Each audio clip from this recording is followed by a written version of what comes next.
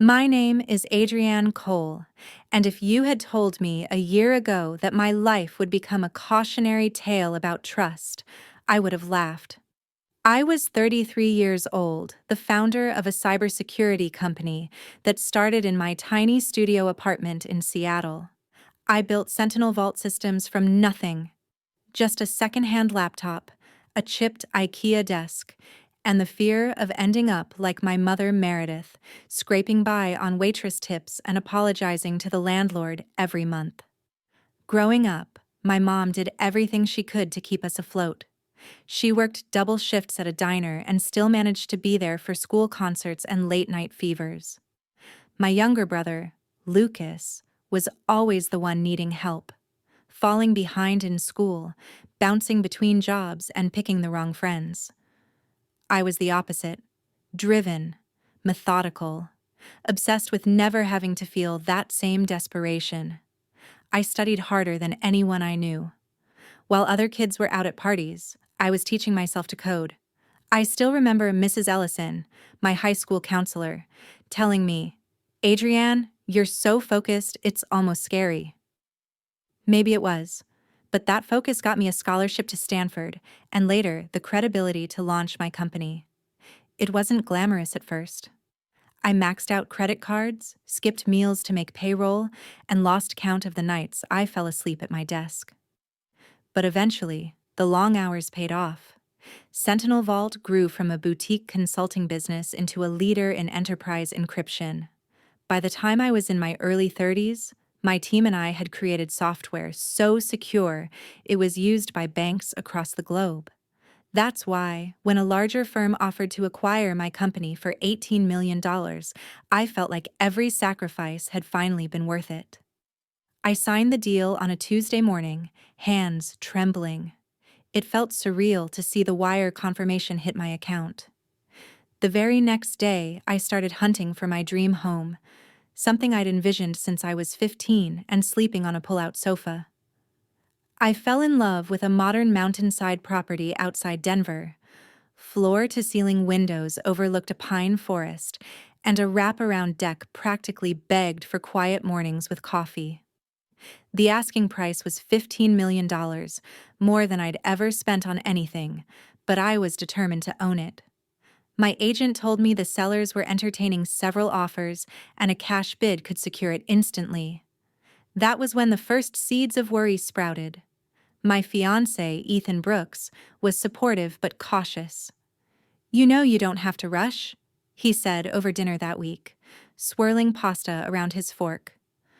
"Wire transfers exist for a reason." He looked at me with those calm, steady eyes that had always helped me stay grounded. "I know," I replied, "but a cash offer will set me apart." The sellers had 3 deals fall through already. If I show up with funds in hand, they can't refuse me. Ethan sighed. "Just promise me you'll be careful." I thought about what he said, but in my mind, this was the final step in a story I'd been writing my whole life. The girl who escaped poverty to build something lasting. A girl who made it. I decided to withdraw $9 million in cash, a ridiculous sum that would take days for the bank to prepare. I even planned security. My old friend Colton Hayes, who now ran a high-end protection firm, arranged 2 armed guards to transport the money. When I called my mother and told her what I was doing, there was a long pause on the line. $9 million? In cash? She repeated slowly, like she needed to taste the words. "Just overnight, Mom," I reassured her. "I'm storing it in your safe, and Colton's team will stay with it until I pick it up for the closing." Her voice was soft when she finally spoke. "Of course, sweetheart. You know you're always welcome here." But something in her tone made me uneasy, like she was trying too hard to sound normal. Lucas, on the other hand, was exuberant. "Wow, Aid, that's incredible," he said when I called him later. "We should celebrate. Maybe grab a drink tomorrow?" I promised I would once the deal was done. 3 days later, I was ushered into a private room at Northwest Heritage Bank. A team of 2 tellers began counting neat stacks of $500 bills. The process felt surreal, like watching a movie about someone else's life. The money was sealed in tamper-evident bags, then placed into 3 identical black duffel bags. Colton's men, Javier and Trent, were waiting in the lobby. Javier had a warm smile that did little to mask the alertness in his eyes. "Ready?" he asked. I nodded, feeling an uneasy excitement flutter in my chest. The drive to my mother's bungalow in Lakewood was uneventful. We took side streets, changed lanes, and made sure we weren't followed. When we arrived, my mother was waiting on the porch. Her gaze flicked from me to the men carrying the bags. "Goodness," she murmured. "That's a lot." "Just until tomorrow morning," I said, trying to reassure myself as much as her.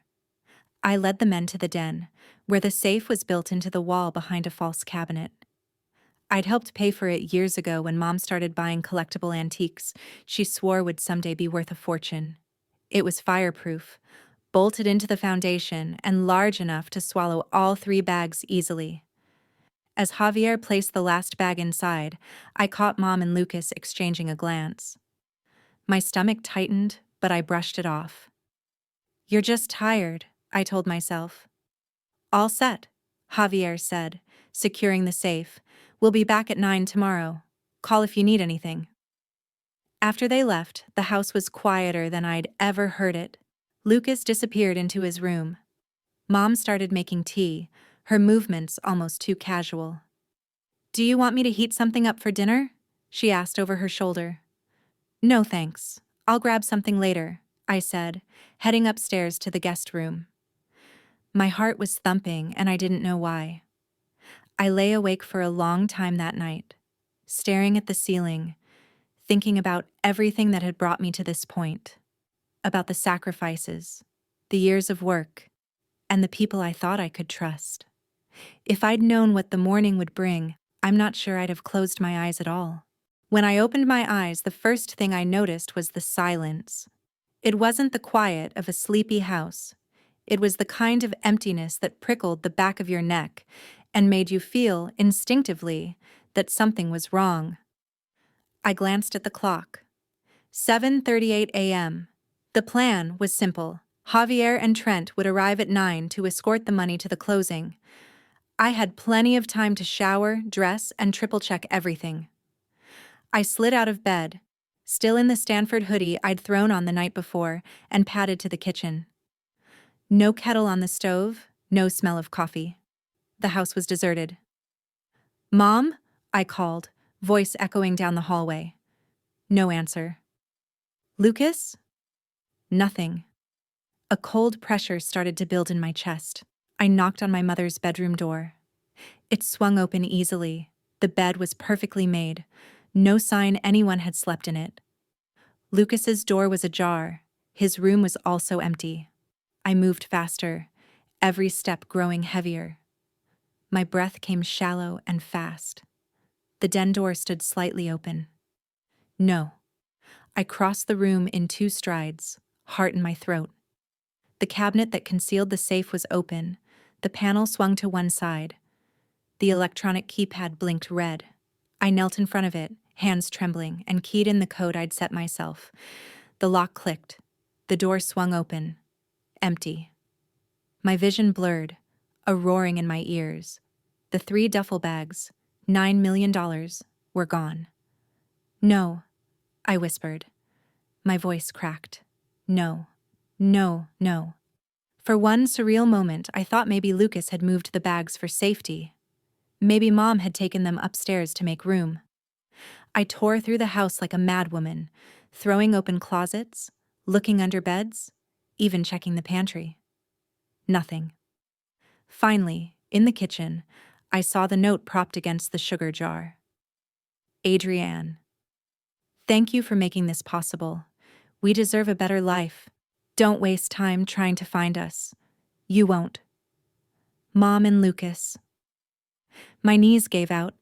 I sat on the cold tile floor, clutching the paper as if it might dissolve and take this nightmare with it. My mother, my brother, gone. For several minutes, I couldn't move. The note crumpled in my fist as I stared at the blank wall in front of me. My thoughts kept looping back to one impossible question. How could they? Finally, on autopilot, I pulled out my phone and dialed Ethan. He picked up on the second ring. "Aid, you okay?" I opened my mouth, but nothing came out, just a jagged sob. "Adrianne, talk to me. What happened?" "They're gone," I choked out. "The money. Lucas and Mom, they took everything." There was a pause. I imagined him sitting up in bed, his dark hair sticking up, the worry lines creasing his forehead. "I'm coming," he said simply. "Call the police right now. I'll be there as soon as I can." My hands were shaking so badly I nearly dropped the phone as I dialed 911. When the dispatcher answered, I tried to explain, but my voice kept catching. Finally, she assured me that an officer would arrive within 20 minutes. I hung up and sat staring at the floor until Ethan arrived. He found me exactly where I'd been, knees hugged to my chest, the note still clenched in my hand. He knelt beside me, wrapping his arms around my shoulders. "It's okay," he murmured, though we both knew it wasn't. "We'll figure this out." The doorbell rang again. This time, 2 uniformed officers stepped inside, followed by a woman in a gray blazer with her dark hair pulled back in a tight braid. "Ms. Cole? I'm Detective Naomi Perez," she said gently, extending her badge. "I'm here to help." I nodded, but it felt like I was watching the scene from far away, like I was floating outside my own body. "Can you walk me through exactly what happened?" she asked, pulling out a small notebook.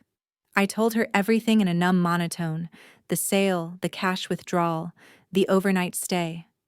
I showed her the note, the empty safe, the receipts. When I finished, she regarded me with a careful expression. "Let me be candid," she said. "Family theft cases are complicated. Because you placed the money here willingly, your mother and brother could argue you intended to gift it." "That's ridiculous," I protested, voice cracking. "I was buying a house. They knew that." "I understand," she said, scribbling something down. "But legally, this is a gray area, at least until we can establish intent to defraud." She glanced at Ethan. "Any reason to believe they planned this in advance?" My thoughts flitted to all the little red flags, the lingering looks between Mom and Lucas, the hushed phone calls, the forced cheerfulness. I don't know," I admitted. "I didn't want to believe they'd ever—" "We'll open a formal investigation," she said gently. "We'll need a list of contacts, any recent travel plans, and access to their financial records." "Do you have a recent photo of both?" I nodded, feeling a strange, cold clarity settle over me. I'm not going to let this end here, I thought. I've built everything from nothing before. I can survive this too. But as I stood in that kitchen, watching Detective Perez photograph the note, another truth settled in. No matter how this ended, nothing would ever be the same again. The following days blurred together in a haze of interviews, paperwork, and restless nights. I couldn't stop replaying every moment, how my mother's voice had trembled when she offered to keep the bag safe, how Lucas had stood by the door, shifting from foot to foot, avoiding my eyes. Detective Perez became a near-constant presence, each time she arrived at my temporary rental apartment, a nondescript place downtown while the investigation continued. She carried some new piece of information that made my stomach twist. On the 3rd day after the theft, she sat across from me at the kitchen table, her file growing thicker by the hour. "We've confirmed they booked a private charter out of Centennial Airport," she said. "Paid cash. The plane flew to the Cayman Islands." I stared at her, my coffee growing cold in my hands. "The Caymans," I repeated hollowly. "Yes," she said, her tone gentle. "From there, it appears they transferred to another flight bound for Portugal. We're working with Interpol to trace their movements." I set the mug down, afraid my shaking hands would drop it. How does someone plan something like this? I whispered. How do you look your daughter in the eye and— My voice cracked. I didn't finish. Detective Perez didn't answer right away. She just folded her hands on the table and studied me with eyes that were sharp but not unkind. Some people can justify anything if they feel entitled to it, she said quietly. That night, I lay in bed staring at the ceiling, trying to understand. My phone buzzed with texts from Ethan, but I couldn't bring myself to answer. I didn't know what to say. Every time he called, I felt the gap between us widening. The next morning, I finally forced myself to log into my business email for the first time since it happened. It was worse than I feared. One of my biggest former clients, a bank I'd helped secure through years of negotiations, had pulled out of our planned consulting agreement. The message was polite. Given recent developments, we feel it prudent to delay engagement until further notice. I knew what that meant. They didn't trust me anymore. Or maybe they just didn't want to be associated with someone whose personal life had turned into a tabloid headline. Another email arrived before I could close the laptop. A notification that my planned feature in Tech Today had been canceled. By the afternoon, I'd heard from 2 more contacts who wanted to revisit collaborations in the future. Each rejection felt like a fresh cut. That evening, Ethan came over after work, setting a paper bag of takeout on the kitchen counter. "You need to eat something," he said. His voice was careful, as if he were afraid I might shatter at any moment. I didn't argue. We sat on the couch eating in silence. After a while, he set his container down and looked at me. "Aid, have you thought about seeing someone?" "You mean a therapist?" I asked dully. "Yeah," he said. "This is trauma. You don't have to go through it alone." I wanted to tell him I was fine, that I didn't need help. But the words wouldn't come, because the truth was, I wasn't fine. I was unraveling. "Okay," I whispered. "I'll call tomorrow." He reached for my hand. I let him hold it, but I felt like I was miles away. That night, I dreamed I was standing in my mother's kitchen again, the safe door swinging open to reveal nothing but darkness. I woke up gasping, heart racing, the sheet tangled around my legs. The next day, I kept my promise and scheduled a session with Dr. Valerie Harmon, a trauma counselor Detective Perez recommended. Her office was a warm, quiet space filled with plants and soft lamplight. I tried to explain how it felt, how I couldn't stop replaying every conversation, every gesture, searching for clues I'd missed. "You feel like you should have seen this coming," she said gently, "like you failed to protect yourself." I nodded, blinking back tears. "But betrayal doesn't mean you were foolish," she continued. "It means you trusted. That's not a weakness. That's being human." Something in me cracked, and for the first time since it happened, I cried without trying to stop. When the session ended, I felt marginally lighter. But walking back to my car, the relief faded. I checked my phone out of habit. Another missed call from Ethan. Another email from a client backing away. That evening, he came over again, and we sat in silence. Finally, he spoke. "I'm worried about you," he said, voice low. "You haven't been out of this apartment in days. You're not answering your friends. You're letting this destroy everything." "I'm trying," I whispered. "I'm doing everything I can." "I know," he said. "But it's not enough. You need to start thinking about what comes next." "What comes next?" I echoed. "They stole $9 million from me. My own family. How am I supposed to just move on?" "I don't know," he said honestly. "But I do know you can't stay here forever." I didn't answer. I didn't have one. The following week, Detective Perez returned with more news. "We've found evidence your mother had been planning this for over a year," she said, laying out a stack of printed emails. I skimmed the top page. My mother's handwriting filled the margins. Lists of countries without extradition treaties. Notes about private charter companies. "She was researching how to disappear," I murmured. "Yes. Detective Perez said quietly. And she was in communication with contacts who specialize in laundering large sums of money. I felt my stomach turn. So this wasn't impulsive? I whispered. It was deliberate. It appears so, she confirmed. For a long moment, I couldn't speak. I had spent my entire adult life trying to lift my family out of poverty. I'd bought Mom a house, paid off her debts, covered Lucas's rent when he lost jobs. None of it mattered, because in the end, they still looked at me and saw a target. That night, I sat alone in the living room, the lights off, watching the city's skyline through the window. I knew I couldn't stay in this limbo much longer. Something had to change. I just didn't know what.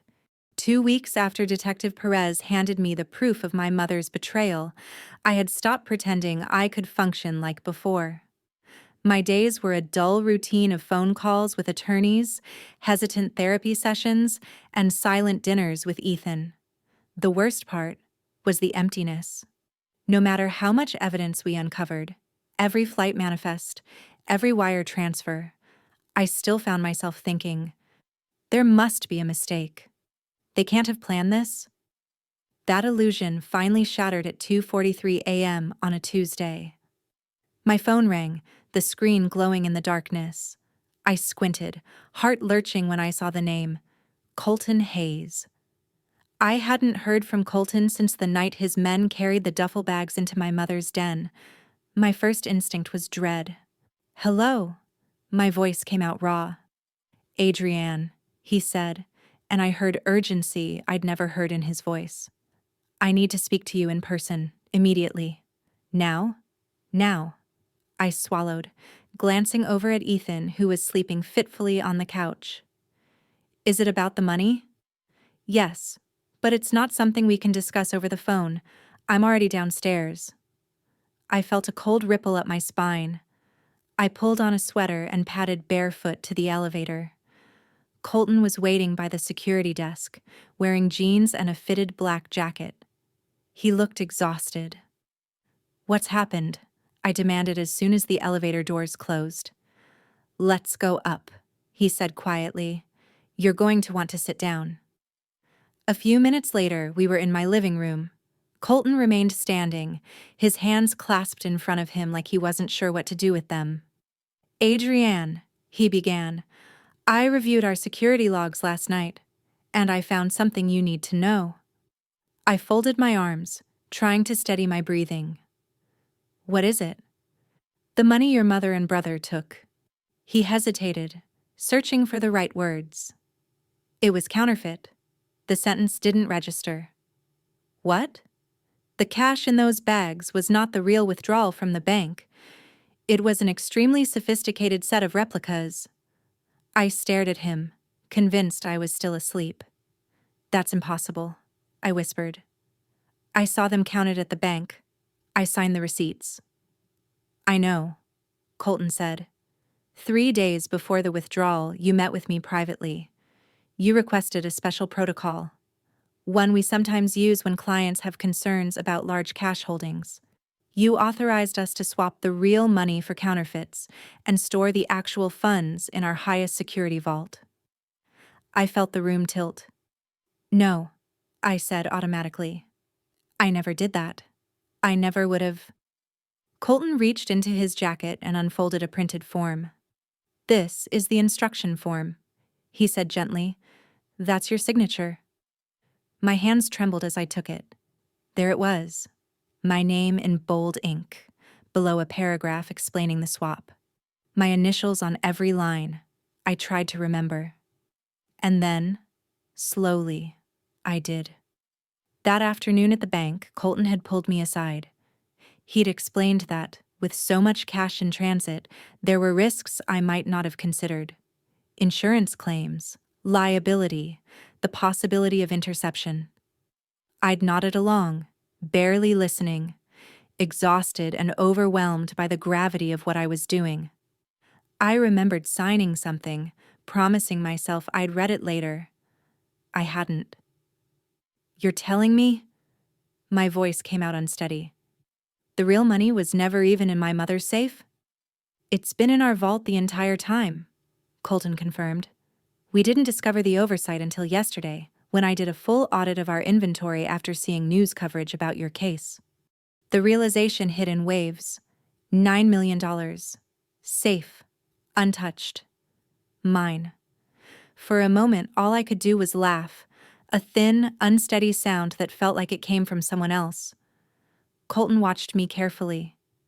I'm sorry this information didn't reach you sooner.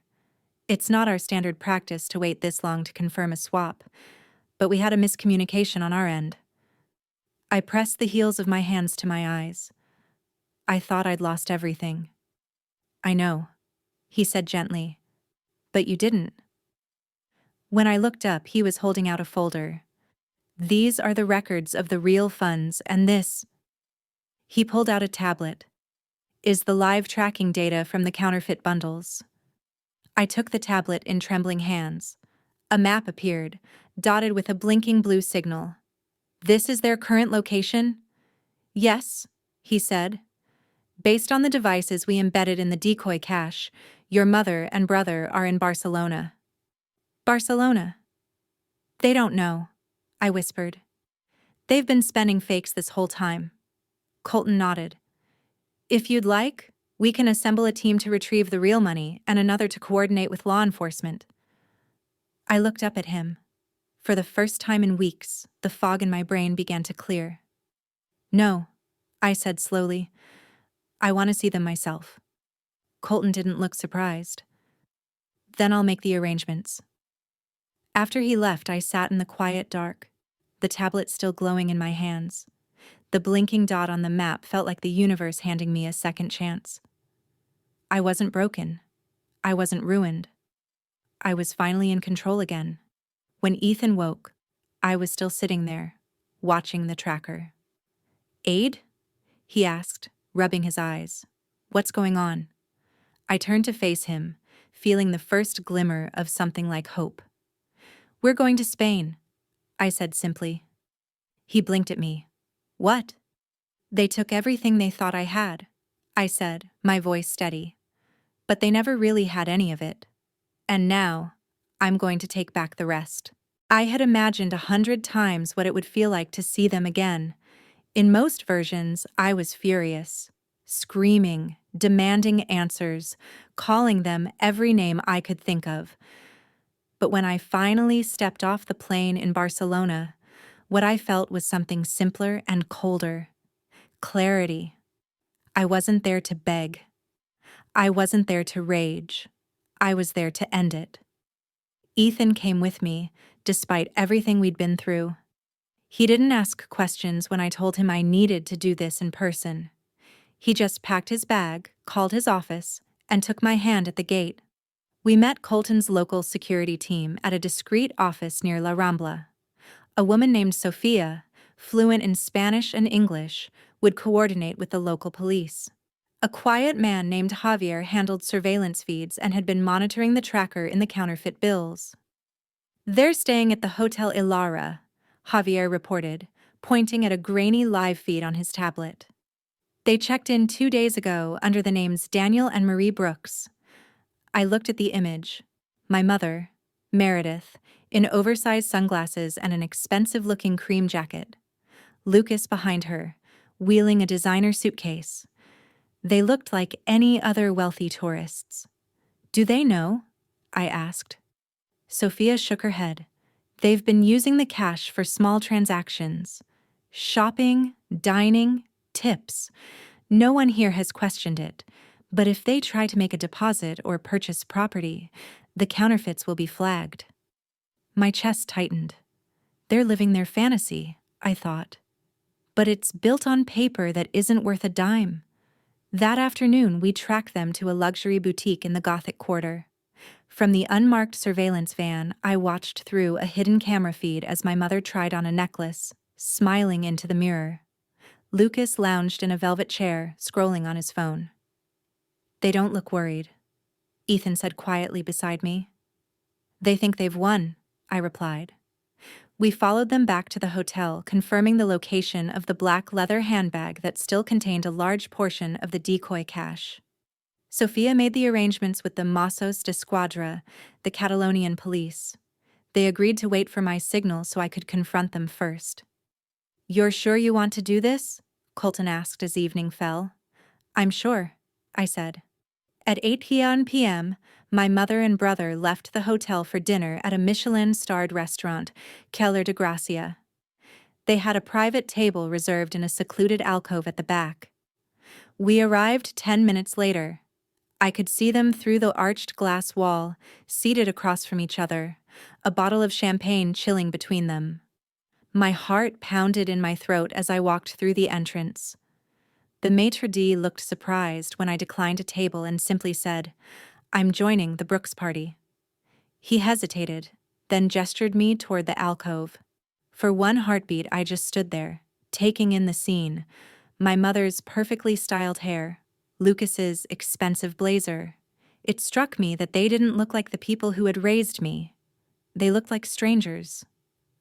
I stepped forward. Lucas looked up first, his mouth falling open. "Adrianne."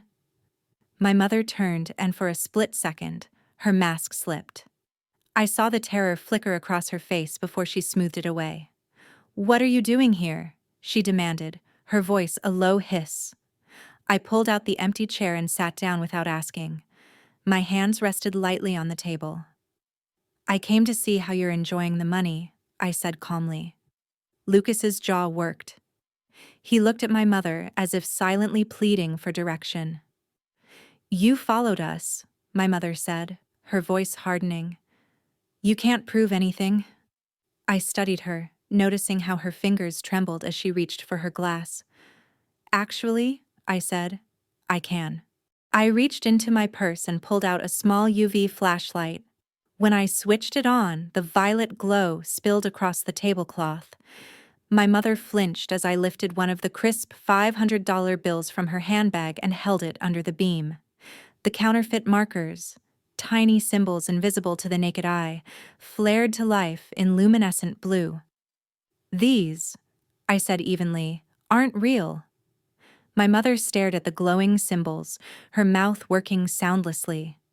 "We took it ourselves," Lucas blurted, his voice cracking. "From the safe." You took decoys," I said, cutting him off. "The real money never left the vault in Denver." I let that sink in. My mother's face went pale. "No," she whispered. "That's not possible." I had doubts, I said quietly, even if I didn't want to admit it. "So I arranged for protection." "You didn't steal a fortune. You stole worthless paper." Lucas's face crumpled. "You tricked us," he spat. "No," I corrected gently. "You tricked yourselves. You decided I owed you something. You decided taking was easier than asking." My mother's eyes filled with tears, but they didn't move me. "You don't understand," she whispered. "I spent my whole life sacrificing. And you never even looked back." "I looked back," I said, my voice calm. "Every time I paid your bills. Every time I bailed Lucas out. Every time I came home, hoping you'd be proud of me instead of resentful." A long silence stretched across the table. At last, I reached for my phone and tapped the screen.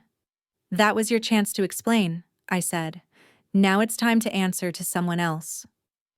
Behind me, the restaurant doors opened. 2 uniformed officers entered, followed by Sophia, who gave me a small nod. My mother's shoulders slumped as the police approached. "Meredith Cole?" one of the officers asked in accented English. "Lucas Cole, please stand up." They were handcuffed without drama. My mother didn't meet my eyes as she was led past me. Lucas paused, his face twisted with bitterness. "I hope you're happy," he muttered. "I'm not," I said honestly. "But I will be." I stood as they disappeared into the night, feeling something inside me settle. It wasn't satisfaction. It wasn't triumph. It was relief. This chapter was finally over. The next morning, I woke in a hotel suite overlooking Barcelona's old city, the early light spilling over tiled rooftops. For the first time in weeks, I didn't feel like I was about to collapse under the weight of everything that had happened. It was over. Ethan was still asleep on the couch, his arm flung over his eyes. I stood for a moment studying him.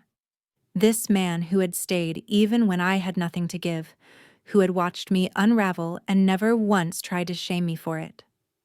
By the time he woke, I was already dressed. "What happens now?" he asked, his voice thick with sleep. "Now?" I said, surprised to find my own voice steady. "Now I go home." We flew back to Denver that afternoon.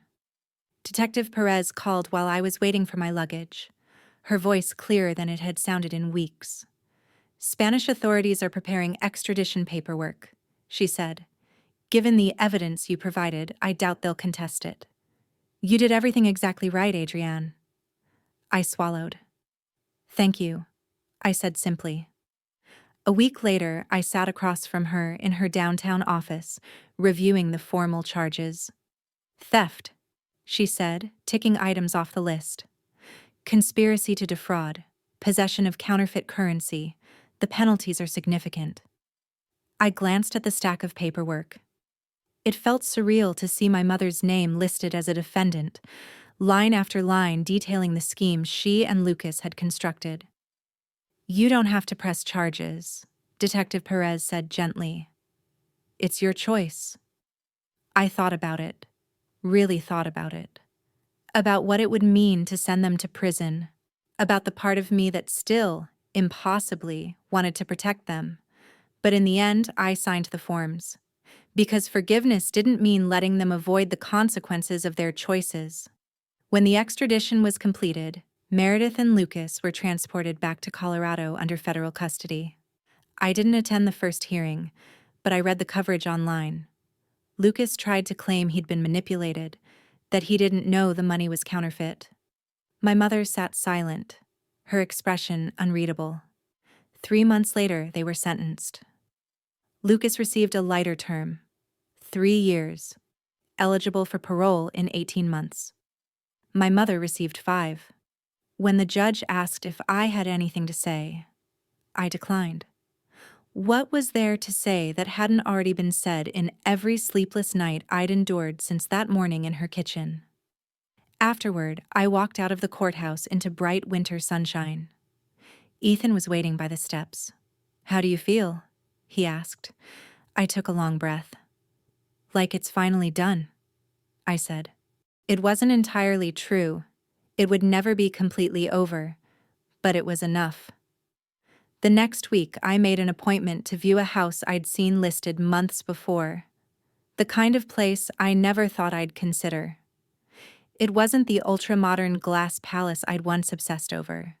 It was smaller, older.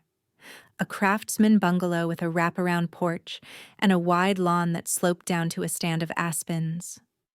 The realtor raised her eyebrows when I walked through the door. "I thought you were looking for something bigger," she said politely. "Not anymore," I told her. I made an offer the next day. Standing in that empty living room with Ethan, I felt a lightness I hadn't known in years. "You're really doing this," he said, his smile soft. "I'm really doing it," I said. Moving in felt like shedding an old skin. I let go of a lot. Expensive furniture, boxes of things I'd bought to impress no one in particular. Instead, I kept the pieces that reminded me who I was before any of this happened. In the evenings, Ethan and I would sit on the porch swing, mugs of tea warming our hands, talking about everything but the past. We started couples therapy too. There were still things we needed to rebuild, trust I'd neglected when I was too consumed by finding answers. But every session made the knots in my chest loosen a little more. A month after the sentencing, I returned to work in a different way. I didn't want to start another company, at least not yet. So I launched a consulting firm. Just me, one assistant, and a handful of clients. The work was smaller, more personal, and somehow more satisfying. I also started sharing my story, not to shame my mother and brother, not to wallow in bitterness, but because betrayal thrives in silence, and I refuse to be ashamed of what someone else did to me. One evening, as we watched the last snow melt from the porch roof, Ethan took my hand. "You know," he said quietly, "most people wouldn't have survived all this." "I don't feel like I survived," I admitted. "Some days I feel like I'm still crawling out of it." "But you did," he said, "and you didn't let it make you cruel." I looked out at the yard, already greening in the early spring light. "I don't ever want to be someone who thinks closing off is the answer," I said softly. "I don't think you could be," he replied. "When I think back now, it isn't the money I remember first. It isn't even the note or the flight to Spain. It's that moment in the restaurant when my mother realized the truth. That in trying to take everything from me, she lost the one thing she never understood was worth more: my trust. If there's any lesson in this, it's this. Betrayal tells you everything about the betrayer, and nothing about your worth. And trust, when rebuilt carefully, can be stronger than you ever imagined." Thank you for listening to my story. If you've been betrayed and you're still standing, even shakily, that makes you stronger than you know. And if this helped you feel less alone, I hope you'll share your own story in the comments. Until next time, trust wisely, but never stop trusting completely.